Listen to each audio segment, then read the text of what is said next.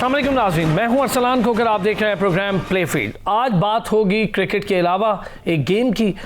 ये एक ऐसा गेम है जो दुनिया भर में सबसे ज़्यादा पॉपुलर है और इस गेम से जुड़े प्लेयर्स, कोचेस, मैनेजर्स और स्टाफ मेरा ख्याल है दुनिया में सबसे ज़्यादा अर्निंग करने वाले, कमाई करने वाले होते हैं और ये है फुटबॉल। पाकिस्तान में बदकिस्मती से इस खेल के साथ उस तरह इंसाफ नहीं हो पाया। 74 साल हो गए PFF को फाउंड हुए हुए। पाकिस्तान बनने के साथ ही पाकिस्तान फुटबॉल फेडरेशन भी बन गई और फिर पाकिस्तान फुटबॉल फेडरेशन ने अपना किरदार जिस तरह से अदा किया वो सबके सामने है। लेकिन बदकिस्मती हमारी ये रही कि हम सब तमाम तर लोगों का ये सवाल है कि वर्ल्ड कप क्यों ना खेल पाते। हमारा प्रॉब्लम क्या है? हम इंटरनेशनल जाकर क्यों नहीं खेल पाते? हम उन टीम्स का कॉम्पिटिटर क्यों नहीं बन पाते जो टीम्स इस वक्त दुनिया भर में हैं? हमारे अड़ोस पड़ोस में अगर हम देखें तो तमाम तर टीम्स इंटरनेशनल लेवल पर खेल रही हैं। अब बदकिस्मती ये है कि पाकिस्तान फुटबॉल फेडरेशन बैन है फीफा की जानिब से। एक नॉर्मलाइजेशन कमेटी फाउंड की गई फीफा की जानिब से। पहले हमजा खान साहब, फिर मुनीर सदाना साहब और अब हारून मलिक साहब उसको चेयर कर रहे हैं नॉर्मलाइजेशन कमेटी के। हमें ज्वाइन भी कर लिया हारून मलिक साहब ने, चेयरमैन फुटबॉल नॉर्मलाइजेशन कमेटी है जो फीफा की जानिब से बनाई गई। और फुटबॉल के जो इस वक्त का जो टोटल सिचुएशन और इसके बाद आने वाला मुस्तकबिल, फुटबॉलर्स का मुस्तकबिल, फुटबॉल का मुस्तकबिल क्या है, कैसे आगे बढ़ेगी, कैसे ये नॉर्मलाइजेशन कमेटी से वापस फेडरेशन तक का सफ़र तय करेगी, ये एक बहुत बड़ा सवाल है। शराफत बुखारी साहब, principal staff officer, president to PFF, उन्होंने भी हमें ज्वाइन कर लिया है। वफा अब्बास सीनियर स्पोर्ट्स जर्नलिस्ट हैं, हमें ज्वाइन किया है स्टूडियोज़ में। ईसा चमन हमारे नेशनल फुटबॉलर हैं, उन्होंने भी हमें ज्वाइन किया है कोयटा से। तमाम हजरात का बहुत शुक्रिया। आज ज़रा फुल फ्लैश प्रोग्राम फुटबॉल पर होगा, ज़रा सुनने वालों को पता चले जो हमसे हमेशा पूछते हैं कि फ़ुटबॉल की बेहतरी कब होगी, फ़ुटबॉल पाकिस्तान में खेलते फ़ुटबॉलर्स को कब देखेंगे, और फुटबॉलर्स ये सवाल करते हैं कि हमारी नौकरियों का क्या होगा, हमारे रोज़गार का क्या होगा। हम फ़ुटबॉल तो खेलते हैं लेकिन हमारे घर क्या फ़ुटबॉल से चल सकते हैं या नहीं चल सकते। सबसे पहले शुरुआत हारून मलिक साहब से ही कर लेते हैं। हारून साहब, बहुत शुक्रिया सर, वक्त दिया आपने। सर, क्या हो रहा है? नॉर्मलाइजेशन कमेटी तो बन गई, इलेक्शन की जानिब जाना था, इलेक्शन नहीं हुए अब तक, क्यों नहीं हो पा रहे इलेक्शन, और हो क्या रहा है इस वक्त फुटबॉल में? शुक्रिया। एंड ये जो आपका सवाल है ये बहुत ही पर्टिनेंट है। ये जो नॉर्मलाइजेशन कमेटी का अमल चल रहा था, जो जैसे कि आपने कहा कि मैंने उसको टेक ओवर किया जनवरी 20 इस साल, और मार्च 27 को फुटबॉल हाउस पे एक इलीगल ऑक्यूपेशन की गई बाय फोर्स। उसकी वजह से पाकिस्तान सस्पेंड हुआ, फुटबॉल के तमाम ऑपरेशंस ख़त्म हो गए और इलेक्शन का प्रोसेस रुक गया। अगर ये इलीगल ऑक्यूपेशन ना की गई होती तो आज की तारीख में डिस्ट्रिक्ट इलेक्शंस कंप्लीट हो रहे होते, हमारी टीम, नेशनल टीम साफ चैंपियनशिप टूर्नामेंट खेलने जा रही होती और अंडर 23 टीम इस वक्त क्वालिफायर्स खेल रही होती। और यही वो प्रॉब्लम्स हैं जिसकी वजह से, जैसा कि आपने कहा, कि पाकिस्तान इंटरनेशनल स्टेज पे ना खेलती है ना परफॉर्म करती है, बिकॉज कुछ लोगों के पॉलिटिक्स के पीछे सारे मुल्क का फुटबॉल खराब हो जाता है। अच्छा, पॉलिटिक्स ने जितना गेम्स को तबाह किया उतना ही फुटबॉल को तबाह किया। शराफत बुखारी साहब फॉर्चुनेटली हमारे साथ स्टूडियोज़ में ही मौजूद है, तो मैं चाहूँगा ज़रा, सर सुन लिया आपने हारून साहब जो बात कर रहे थे। अच्छा, फीफा की जानिब से एक अपॉइंटेड कमेटी है, चेयर करते हुए लोग आ रहे हैं, इसको लंबे अरसे से ये मामला चल रहा है। वो 2015 के इलेक्शन के डिस्प्यूट से ये मामला शुरू हुआ और अब तो इंतहा से ज़्यादा बढ़ गया। 2017 में एक वो 2017 और 18 में जाके कोई एक डिसीजन आया और फैसल सालेयात साहब हटते हैं और फिर दूसरे साहब आते हैं। सर, हो क्या रहा है असल में? मैं ख़ुद भी बतौर स्टूडेंट समझना चाह रहा हूँ, हमारे नाजरीन बतौर वीवर और फुटबॉल लवर ये समझना चाह रहे हैं कि क्यों नहीं हम कोई रोनाल्डो को मैसी पैदा कर पा रहे हैं। बिस्मिल्लाहिर्रहमानिर्रहीम। मैं सबसे पहले सच टीवी का शुक्रिया अदा करूँगा और पहले मैं हारून साहब की बात को मैं जवाब देना चाहूँगा कि हारून साहब ने ये कहा है कि आज वो कहते हैं कि डिस्ट्रिक्ट के इलेक्शन हो रहे होते अगर वो इलीगल जोन ऑक्यूपाई नहीं किया था। तो मैं इसमें ये बताना चाहूँगा कि फीफा ने उन्होंने हारून मलिक साहब को 6 माह का टाइम दिया था, जनवरी से लेकर जून 30 तक का। उसमें इन्होंने पूरा प्रोसेस कंप्लीट करना था, जिसमें 5 मैंडेट थे इनके पास। एक इनके पास मैंडेट था क्लब की रजिस्ट्रेशन एंड स्क्रूटनी, दूसरा मैंडेट इनके पास था डे टू डे अफेयर्स, और तीसरा इनके पास था डिस्ट्रिक्ट के इलेक्शन, और चौथा इनके पास था प्रोविंस के, और 5वां था फेडरेशन का। हारून मलिक साहब पहले 3 माह में 1 माह तो बिल्कुल पाकिस्तान में नहीं रहे, ये छुट्टी पे चले गए कनाडा। उसके बाद 27 मार्च तक इन्होंने इलेक्शन से रिलेटेड कोई भी लेटर नहीं जारी किया, ना इलेक्शन का कोई प्रोग्राम बनाया। जिन स्टेक होल्डर ने इनसे मुलाकात की उनको भी इन्होंने कोई बात नहीं की कि जी मैं कब इलेक्शन कराना चाहता हूँ। अगर कोई ऐसा इनका प्रोग्राम था 6 महीने में तो ये कोई लेटर जारी कर दे, कोई प्रोसेस करते, लेकिन नहीं। अच्छा शराफत साहब, चाहूँगा माजरत के साथ का बात कट रही है, लेकिन ये भी जवाब दें जो हारून साहब ने कहा है, जो इलीगल कब्जे वाली बात है, उसका भी वो उसके बाद सुना है कि बहुत ज़्यादा मामला ख़राब हुए। जी देखें, ऐसा हुआ कि सुप्रीम कोर्ट ने दिसंबर 2018 में जी इलेक्शन करवाए गए, और हमें जो ना उस वक्त की जो फीफा की जो रिकॉग्नाइज बॉडी थी, फैसल सालेह साहब उसको हेड कर रहे थे, उन्होंने हमें 31 दिसंबर को फुटबॉल हाउस चार्ज दे दिया अकाउंट्स के साथ। उसके बाद फीफा ने फैक्ट फाइंडिंग मिशन भेजा, और फैक्ट फाइंडिंग मिशन ने दोनों ग्रुप के साथ मशावरत करने के बाद और एक जो नॉमिनेशन कमेटी को बनाया। ठीक है, जब वो कमेटी बन गई, उस कमेटी के पास जो मैंडेट था वो 9 माह का मैंडेट था। 9 महीने में उसने ये सारा प्रोसेस करना था, और हमने उसी मैंडेट के ऊपर उस एनसी को एडमिनिस्ट्रेटर चार्ज दिया कि जी आप आएँ, हमने रिकॉर्ड्स भी दिए, आप आगे काम करें। लेकिन उस एनसी ने उस 9 महीने की बजाय उसको मज़ीद एक्सटेंशन ले गया। वो एक दिसंबर तक जो ना वो उसने भी कोई काम नहीं किया। उसके बाद नई एनसी आ गई, और जिस कांग्रेस और एग्जीक्यूटिव कमेटी ने उस एनसी के हवाले वो फुटबॉल हाउस किया था, उन्होंने 26 मार्च 2020 में अपना 21 में इजलास किया, और मेजॉरिटी ने फैसला किया कि जनाब चूँकि ये जो एनसी है ये अपना काम नहीं कर रही है, इसलिए इसको दोबारा जो ना रिज्यूम किया जाए। तो प्रेसिडेंट साहब ने जाके उसको रिज्यूम किया, और बहुत स्मूथली किया। इनसे हमने चार्ज लिया, इन्होंने खुद कहा कि आए जी मैं आपको सीट हवाले करता हूँ। और ये जाते हुए जो ना बदकिस्मती ये कि हारून साहब ने जाते हुए और वो शीशा जो था ना उसको बाकायदा ईंट से तोड़ के चले गए, जो इन्होंने करार भी किया। अच्छा, ये इस पे मैं हारून साहब का व्यू लाजमी लूँगा। ये जो आपने बात की कि उन्होंने खुद चार्ज दिया था। वफा भाई, पहले मुझे आपका व्यू इस पे चाहिए। आपको बहुत अच्छे से पता है, आप जर्नलिस्ट हैं, सारी चीज़ें जानते हैं। आपको याद होगा कि जिस वक्त ये सब कुछ हो रहा था, उस दिन हम शो कर रहे थे जिस वक्त ये बात हो रही थी, और इरफान नियाजी साहब उसी वक्त हमें ये खबरें भी दे रहे थे। Exactly Arsalan, thank you very much. Before starting to this, बात चूँकि फ़ुटबॉल की हो रही है, पाकिस्तान की हो रही है, समहाउ जो कल हुआ वो एक अलग टॉपिक है, बट उसमें एक थोड़ी सी चीज़ मैं ऐड कर दूँ कि Pakistan is the safest country for the sports and sports regarding people. That's why for everyone. इसी वजह से अफ़गानिस्तान की वुमेन फुटबॉल टीम जो है वो पाकिस्तान में रिफ्यूज ले चुकी है। So it was something else. जहाँ हम अपने फ़ुटबॉल की बात करते हैं, exactly we were same sitting like this. हम यहाँ पे बैठे हुए थे, और साथ ही न्यूज़ आने लगी कि वहाँ पे तोड़ फोड़ हो रही है, हंगामा आराई हो रही है, वहाँ पे लोगों को बंद करके मारा पीटा भी जा रहा है। I was not there, you were not there, लेकिन चीज़ें चूँकि आ रही थी, हम ये क्वेश्चन कर सकते हैं दोनों पार्टी से।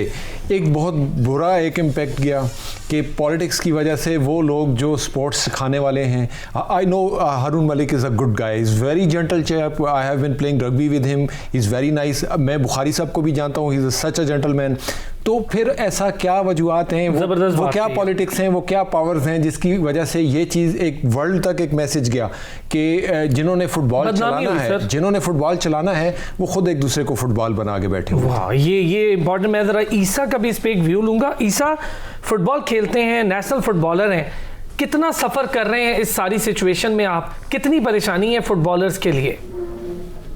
बिल्कुल, अस्सलाम भाई, बाकी कुलीग्स ने भी बात की है फुटबॉल के हवाले से।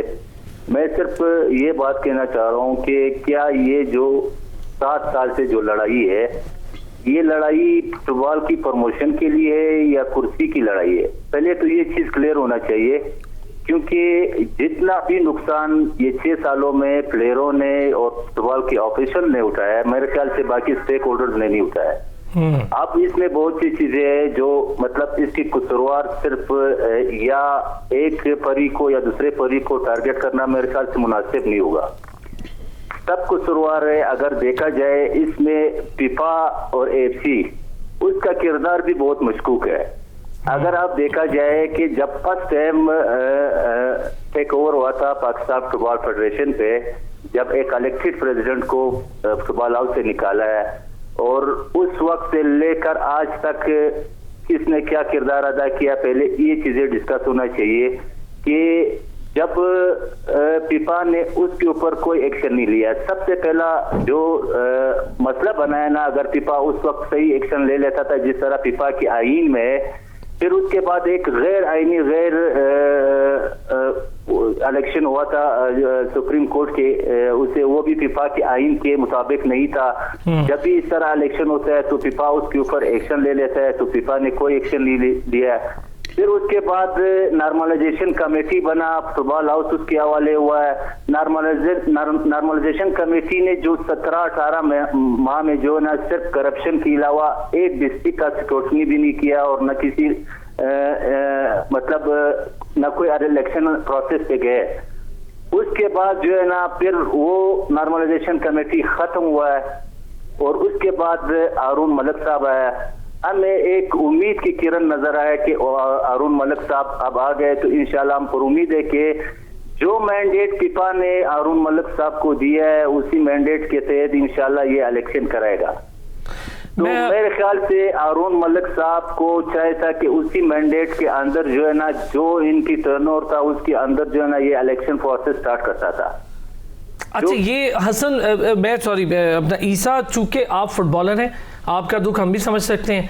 आपकी खेल तबाह हो रही है, सबसे बड़े इफेक्टिव आप लोग हैं, क्यों सारे हजरात इसमें बिल्कुल एग्री होंगे। मैं हारून साहब सर जिसका जिक्र कर रहे थे, शराफत साहब, मैं चाहूँगा अगर आप इसका जवाब देना चाहें तो आपके लिए ओपन फोरम है, आप लाजमी दें इसका जवाब।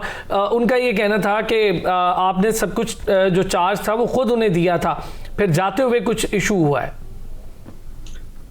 जी, शराफत बुखारी साहब ने ये स्टेटमेंट ज़रूर दी। एक्चुअली उस दिन हुआ क्या था कि ये सैटरडे का दिन था, मैं ऑफिस में काम कर रहा था। ये लोग एकदम बिल्डिंग में एंटर हुए, इनको फैसिलिटेट किया जो पीएफएफ के डायरेक्टर एडमिनिस्ट्रेशन थे, और ये मेरे कमरे में दरवाज़ा ज़ोर से खोल के एंटर हुए और शोर मचाना शुरू कर दिया कि आप निकलें, हमें चार्ज दें ये वो। तो मैंने उनको कहा कि जी 2 मिनट दीजिए, बैठें, अभी मैं आके आपसे बात करता हूँ। उस पर भी बहरहाल जो शोर हुआ, बदतमीजी हुई, वो अलग। फिर जब बात फाइनली शुरू हुई, मैंने कहा सर मुझे समझ नहीं आई आप क्या रिक्वेस्ट कर रहे हैं। तो उन्होंने कहा हम कुछ रिक्वेस्ट नहीं कर रहे, हम आपसे कहने आए हैं कि आप निकलें यहाँ से, और बहुत हो गया। और कुछ इस तरह की, आपको पता है हीट ऑफ द मोमेंट में जिस तरह की बातें करते हैं, उस तरह की इन सब ने बातें की। को 2 घंटे तकरीबन मैं समझाता रहा कि इससे पाकिस्तान को क्या नुकसान होगा, पाकिस्तान के लिए ये क्या खराबी पैदा होगी, फुटबॉल के लिए क्या खराबी पैदा होगी। मैंने इन्हें बताया कि जी इलेक्शन स्केड्यूल बना हुआ है, आपको मालूम है कि नेक्स्ट वीक हम रिलीज कर रहे हैं, डेट सारी आपके सामने है। उन्होंने कहा कि जी हमें इन सब चीज़ों से कोई फ़र्क नहीं पड़ता, आप हमें चार्ज दें और आप जाएं यहाँ से। मैंने अपने स्टाफ से कहा कि भाई आप लोग सारे जाएं, बिकॉज सिचुएशन डेंजरस हो रही थी। तो उनको इन्होंने फिजिकली हरास किया और रोक लिया, और उनकी चीज़ें छीन के और बैग सर्च करना और डिफरेंट किस्म के जो काम थे वो करना शुरू कर दिया। इवेंचुअली जब मैं चाहूंगा हारून साहब ये जरा इसको थोड़ा सा एलैबोरेट, सिचुएशन आपने कहा कि डेंजरस हो रही थी, तो मतलब क्या हाथापाई हो रही थी? जी हाँ। और जब इवेंचुअली मुझे हुआ कि भाई अब I need to get out of here, तो जब मैं बाहर निकलने की कोशिश की तो इन्होंने तमाम दरवाज़ों को अंदर से पैडलॉक लगा के बंद किया हुआ था, और कह रहे थे कि जी जा नहीं सकते अब आप यहाँ से। तो दैट इज़ व्हेन मैंने वो दरवाज़ा तोड़ते हुए आई एस्केप्ड, क्योंकि मुझे उस वक्त अपने लिए ये क्लियर था कि अगर मैं थोड़ी और देर भी इधर रहा तो बहुत ज़्यादा नुकसान हो सकता है, और जिस तरह का शोर मचा हुआ था it could have been anything. तो ये जिस तरह की इनकी बाकी सारी बातें हैं उसी तरह की ये बात भी है कि जी पीसफुली दिया, हमें खुद बुलाया, बट ऑब्वियसली इस तरह की कोई चीज़ नहीं हुई थी।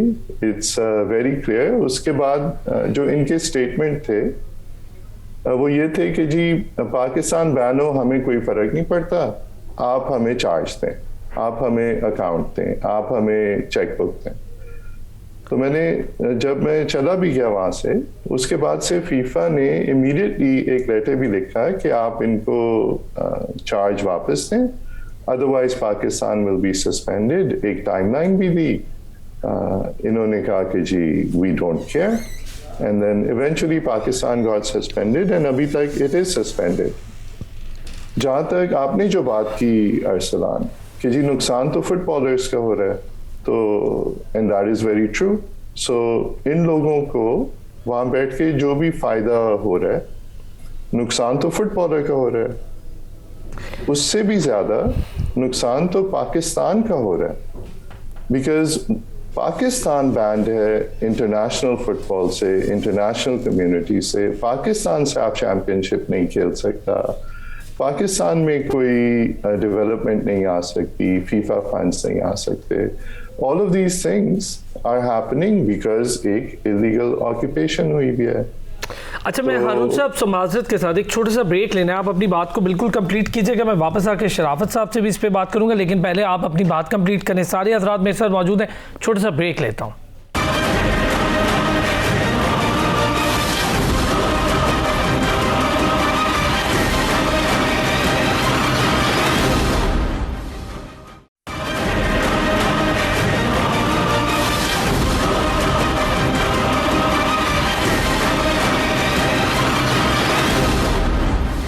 वेलकम बैक जी। ब्रेक पर जाने से पहले हारून मलिक साहब बात कर रहे थे, मैं चाहूँगा वो अपनी बात कंप्लीट करें ताकि उनकी बात जो कंप्लीट बात है उसी का जवाब मैं शराफत साहब से भी लूँ। चूँकि आज दोनों हजरात सामने बैठे हैं, दोनों पार्टी सामने बैठी हैं, उम्मीद यही है, मेरी कोशिश भी यही है कि अल्लाह ताला इस मामले को बेहतर तरीके से सुलझा दे और पाकिस्तान फुटबॉल के लिए बेहतरी हो जाए और फुटबॉलर्स के लिए हो जाए। हारून मलिक साहब भी विलिंग है, जाहिर है, और दूसरी पार्टी का भी यही मौक़िफ़ है कि हम भी विलिंग है, तो मसला कहाँ है? हारून साहब प्लीज़ आप अपनी बात को कंप्लीट कीजिएगा। जी, उसमें बस जो आखिरी दो बातें मैं करना चाह रहा था वो ये है कि एक तो इन्होंने जिक्र किया कि 2018 के सुप्रीम कोर्ट इलेक्शन, जो फिर ईसा साहब ने क्लैरिफाई भी किया कि वो गैर आईनी थे, बट बहरहाल जो भी हुआ, अभी मोस्ट रिसेंटली कोर्ट ने डिसीजन दिया है कि ये जो अशफाक शाह और मलिक आमिर डोगर ग्रुप है, ये 2018 के सुप्रीम कोर्ट के डिसीजन का शेल्टर नहीं ले सकता बिकॉज वो अब एप्लीकेबल नहीं है। तो इससे ये भी जाहिर है प्रूवन है कि this is a complete illegal occupation. तो फिर जो आखिरी बात रह गई वो ये कि इवेंचुअली अगर हम सब फुटबॉल की बेहतरी चाहते हैं और फुटबॉलर्स की बेहतरी चाहते हैं, सो सबसे पहला काम है कि जी पाकिस्तान की सस्पेंशन ख़त्म हो, फीफा की तरफ से जो सारे पाकिस्तान को बेनिफिट्स मिलते हैं, जो पाकिस्तान के लिए प्रोग्राम्स रोल आउट होते हैं, वो सारे दोबारा शुरू किए जा सकें। और तीसरा ये कि जो भी टूर्नामेंट्स होते हैं, चाहे डोमेस्टिक करीबी ये कोशिश कर रहे हैं करवाने की, ना सिर्फ वो ठीक तरह हो बल्कि उनमें प्लेयर्स का भी फ़ायदा हो, जिस तरह के नेशनल वुमेन्स चैम्पियनशिप में हमने देखा था, जो कि मार्च के महीने में चल रही थी, जिसको फिर इन्होंने उसको रोका गया था कराची में जो हो रही थी। बिल्कुल, जी हाँ। तो अगर हम सब फुटबॉल की बेहतरी चाहते हैं तो we need to let the process run. लेकिन अगर हमारे ऑब्जेक्टिव्स कुछ और हैं तो फिर ऑफ कोर्स पाकिस्तान सस्पेंडेड रहे, हम वहाँ बैठे रहें, ऐसे चलता रहे वैसे चलता रहे, विच इज एग्जैक्टली व्हाट ये लोग आज कर रहे हैं। शराफत साहब। सर पहली बात तो ये कि 3 बातें कही हैं हारून साहब ने। जो पहली बात इन्होंने की है कि जी वहाँ पे जो हंगामा हुआ फुटबॉल हाउस में चार्ज लेते हुए, तो वो ऐसी कोई बात नहीं थी। हमारे पास उसकी बिल्कुल फ़ोटोग्राफ्स भी हैं, वीडियो भी है। हम बिल्कुल उनके ऑफिस में गए जहाँ पे इन्होंने कहा कि जी आप कॉन्फ्रेंस रूम में जाकर बैठे। मुझे ये बताएं शराफत साहब, क्या वहाँ पे कोई मतलब ऐसी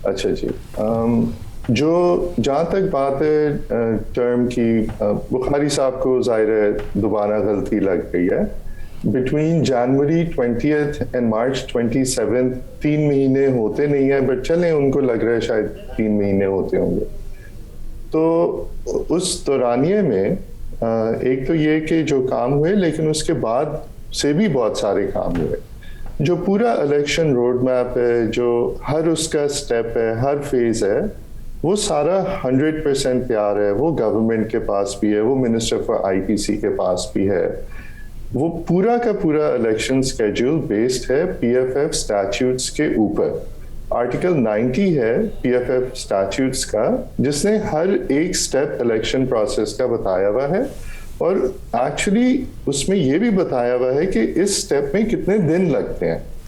तो पूरा इलेक्शन रोड मैप तैयार है, पीएफएफ स्टैट्यूट्स के हिसाब से तैयार है। अब सोल्यूशन क्या है? सोल्यूशन ये है कि ये इलीगल ऑक्यूपेंट्स फीफा हाउस को वेकेट करें, फीफा की अपॉइंटेड नॉर्मलाइजेशन कमेटी चार्ज वापस ले और अपना काम कंप्लीट करे। अच्छा हारून साहब, एक मेरा छोटा सा सवाल, कितने दिन लगेंगे इलेक्शन में, और क्या आप ऐसा कर सकते हैं कि कोई डेट अनाउंस कर दें? तो ये भी यहाँ बैठे हैं, अगर कोई पॉजिटिव बात हो जाए आप डेट अनाउंस कर दें कि इतने दिन में इलेक्शन हो जाएगा, इतने दिन में हम ये सारा सेटअप कर लेंगे, तो हो सकता है ये लोग आपकी बात भी मान जाएं। हाँ, हो सकता है कि ये मेरी बात मान जाएं, तो फिर मेरी इनसे गुजारिश है आज चले जाएं वहां से। आपका वहां कोई काम नहीं है, आप एक इलीगल बॉडी है, लेकिन वो जाएंगे नहीं क्योंकि वो अपने एक पर्सनल मफाद के लिए बैठे हुए। तो जहाँ तक डेट्स हैं इलेक्शन की, जैसा कि मैंने जिक्र किया, आर्टिकल 90 मैंने तो पढ़ा हुआ है, हर कोई पढ़ ले, सबके लिए अच्छा होगा। इट्स 160 डेज जो पूरा इलेक्शन प्रोसेस आर्टिकल 90 में दिया हुआ है। वो एग्जैक्टली उतना ही टाइम लगेगा। उसकी डेट जो है वो जिस दिन ये लोग जाएंगे, लेट्स से उसके 2 दिन बाद से आप डेट शुरू कर दें। अब मैं आज डेट दे दूं कि जी कल हो जाएगा, तो कल से तो नहीं शुरू होगा, बिकॉज ये अभी बैठे हुए हैं। 160 डेज में भी इट्स इम्पोर्टेंट टू नोट कि वो है to the complete hand over. उससे पहले प्रेसिडेंट के इलेक्शन होते हैं, प्रेसिडेंट के इलेक्शन से पहले जो सारे प्रोविंशियल इलेक्शन है वो होते हैं, नॉमिनेशन वाला प्रोसेस होता है, डिफरेंट रिप्रेजेंटेटिव्स की नॉमिनेशन होती है, वुमेन मेंबर की, रेफरी एसोसिएशन की, उस और डिपार्टमेंट से नॉमिनेशंस आती हैं, और उससे पहले डिस्ट्रिक्ट इलेक्शन होते हैं। सो पूरे इलेक्शन प्रोसेस का जो पहला इलेक्शन है वो विदिन 3.5 months शुरू हो जाएगा, डिस्ट्रिक्ट इलेक्शंस, और डिस्ट्रिक्ट रिप्रेजेंटेटिव्स 3.5 months में इलेक्ट हो जाते हैं, और फिर बाकी पूरे स्टेप्स हैं जो उसके कंप्लीट करने हैं, वो आर्टिकल 90 में सब डिटेल उसकी दी हुई है। ठीक है, मैं एक छोटा सा ब्रेक लूँगा, वापस आऊँगा। शराफत बुखारी साहब, सुन लिया आपने, और मैं ईसा को भी इसमें इन्वॉल्व करता हूँ। 3.5 मंथ में अगर पहला इलेक्शन शुरू हो जाता है, 160 दिन लगेंगे टोटल प्रोसीजर को। अगर उनके मुताबिक अगर पूरा उनको सेटअप और चार्ज दे दिया जाए तो वो 2 दिन में उसका ऐलान कर देंगे। हारून मलिक साहब ये कह रहे हैं, और शराफत बुखारी साहब और दीगर हज़रात हमारे साथ मौजूद हैं। ब्रेक से वापस आता हूँ तो अब ज़रा इसी पर बात करेंगे।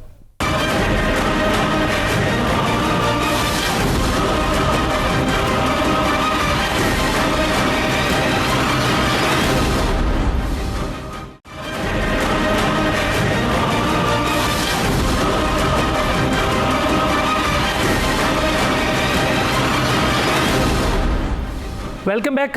ब्रेक पर जाने से पहले हारून मलिक साहब ने बड़ा वाज़े तमाम कवानीन के बारे में बताया, आर्टिकल 90 के बारे में बताया, फिर उन्होंने बताया कि इलेक्शन किस तरह से हो सकते हैं और उसका तरीक़ाकार, प्रोसीजर कब कैसे शुरू होगा। 160 दिन का उन्होंने कहा कि मुझे आज आप हैंड ओवर कर दें तो 2 दिन के अंदर अंदर ये मामला शुरू हो सकता है। शराफत बुखारी साहब, जी, इसमें बिल्कुल आर्टिकल 90 में तमाम तफसील दी गई है इलेक्शन के हवाले से कि जी इलेक्शन का प्रोसीजर किस तरह स्टार्ट होगा।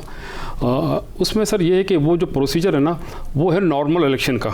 जब एक हमारी फेडरेशन चलती है 4 साल का उसका टेन्योर होता है, उसके बाद जब न्यू इलेक्शंस पे डी हो जाते हैं तो फिर इसका एक तरीक़ेकार है कि जी 2 महीने पहले स्क्रूटनी होती है क्लबों की, फिर 1 महीने उसके अंदर डिस्ट्रिक्ट के हैं, फिर अपील कमेटी है, फिर कमिश्नर वगैरह लगते हैं, इलेक्शन कमिश्नर है, फिर वो सारा प्रोसीजर है। नो डाउट कि वो बिल्कुल एक है, बल्कि उसमें एक क्लास ये भी है कि भी 2 माह होते हैं प्रेसिडेंट के इलेक्शन के, उससे डॉक्यूमेंट जमा हो जाते हैं, फिर उसके बाद जो है वो 2 माह के बाद। ये वाहिद चीज़ है जिस पे आप हजरात मुत्तफिक है 160 दिन है, पहले डिस्ट्रिक्ट होंगे ऊपर चले, किसी चीज़ एक पे तो मुत्तफिक हैं। अच्छा, इसमें अरसलान भाई ये कि वो नॉर्मल अभी ये चूँकि ये वो नहीं है, ये इलेक्शन है, तो ये इलेक्शन जो ना 3 माह में भी हो सकते हैं, इसके लिए ज़रूरी नहीं कि 6 माह, वो बिल्कुल स्टेक होल्डर 3.5 माह तक में वो। अब जो हारून साहब ने एक बात की है कि जी ये वहाँ बैठे इनका कोई पर्सनल है, तो मैं आपको बताता चलूँ कि ये इलेक्शन क्यों नहीं कराना चाहते हैं। ये अभी हम इसको लेंगे जनाब सितंबर 2019 से, आप ये देख लें सितंबर 2019 से लेके मार्च 21 तक जी 18 माह उनके थे और 3 माह। ये क्यों नहीं कराना चाहते?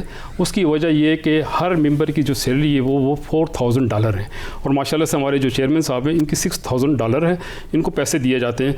अब ये कितनी हैंडसम अमाउंट है, और यही वजह बनी है कि जनाब किसी ने जो ना इलेक्शन के प्रोसेस की तरफ कोई तवज्जो नहीं दी।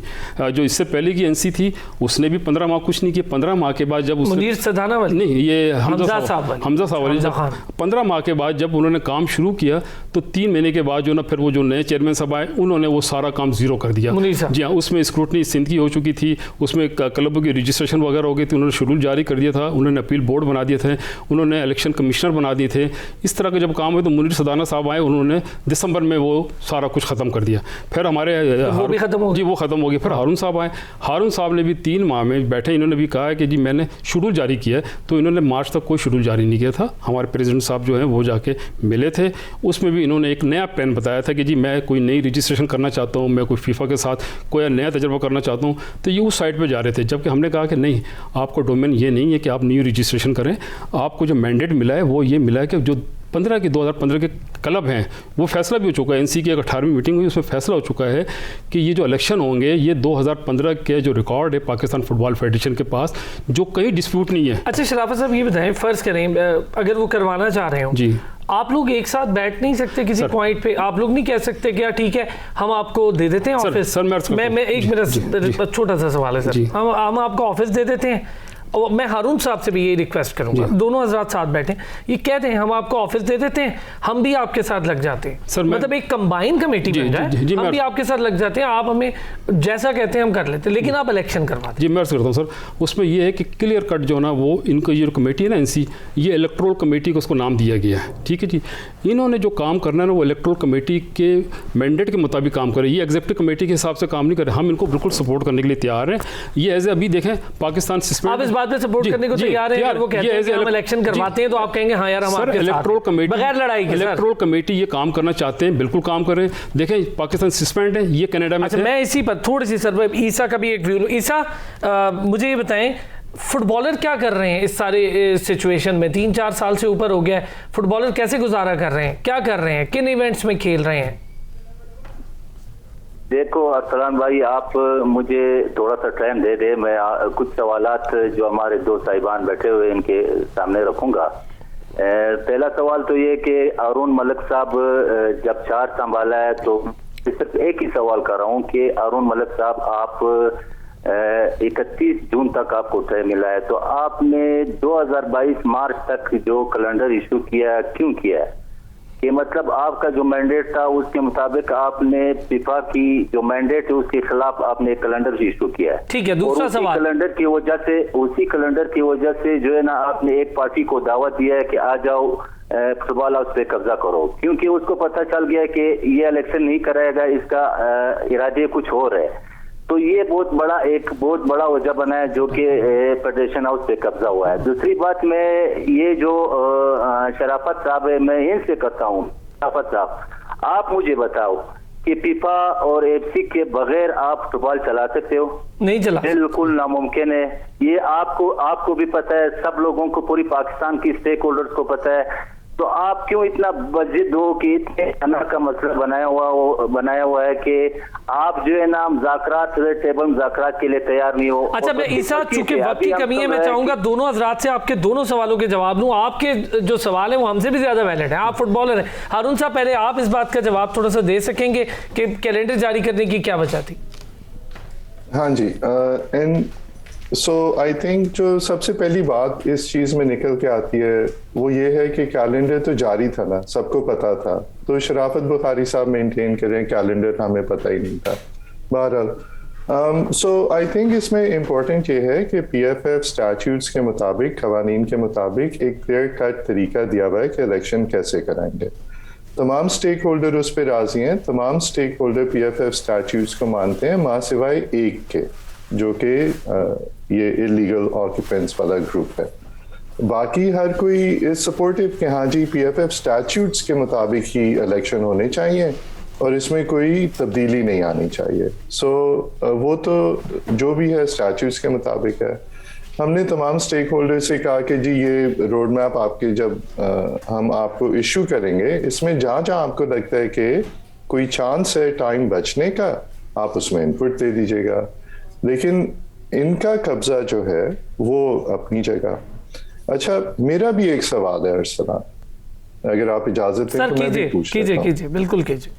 जब हमें मालूम है कि जी इलीगल ऑक्यूपेशन से पाकिस्तान का नाम इंटरनेशनल कम्युनिटी में सफर कर रहा है, जब हमें मालूम है कि पाकिस्तानी फुटबॉल प्लेयर सफर कर रहा है, और हमें यह भी मालूम है कि उसका हल ये है कि इलीगल ऑक्यूपेशन ख़त्म कर दी जाए, पाकिस्तान की सस्पेंशन भी लिफ्ट हो जाएगी, फुटबॉल प्लेयर्स की भी गेम शुरू हो जाएगी, इलेक्शन का भी प्रोसेस शुरू हो जाएगा, तो हाउस वेकेट क्यों नहीं कर रही है? मैं ये अभी मेरा भी एक सवाल। शराफत साहब प्लीज जल्दी से। सर दो बातें करूंगा, एक तो पहले हारून साहब की करूंगा, फिर इससे की मैं बात सर मिनट कम है हमारे पास, एक ही मिनट में चाहूंगा आप इसका जवाब। हारून साहब ने सर जो बात की है ना, पहले तो इलीगल बात करते हैं। देखें, ये बॉडी अगर इलीगल होती तो फीफा की रिकॉग्नाइज बॉडी जो थी वो फैसल्स वाले हाथ थे।